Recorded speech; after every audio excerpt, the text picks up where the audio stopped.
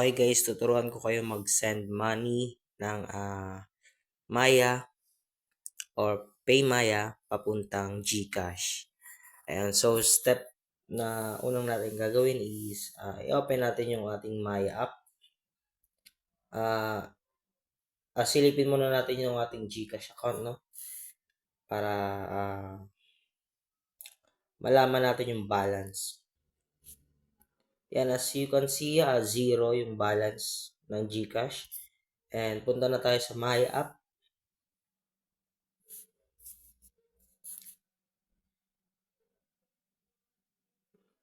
Yung balance ng Maya natin ay 100 pesos. I-click natin itong bank transfer.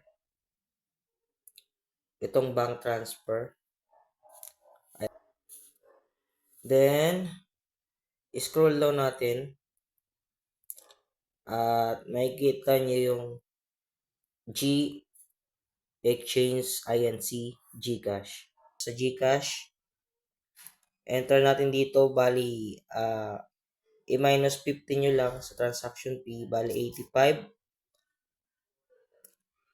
Kasi ang amount natin sa Maya ay 100 lang. So, purpose, send money, account number, account name.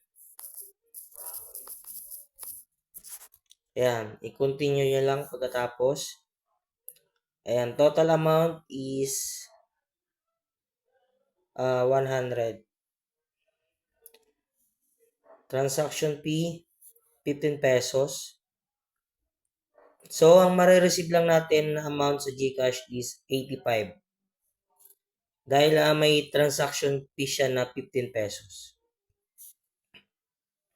After nyan, i-click nyo lang yung transfer now. Ilagay nyo yung OTP. Ayan, automatic na siya malalagay ni OTP. Then, as you can see, successful na. View receipt. And punta tayo sa GCash. Silipin natin yung balance. I-refresh lang natin. So, makikita nyo dito, 85 pesos. Yung balance ng GCash natin.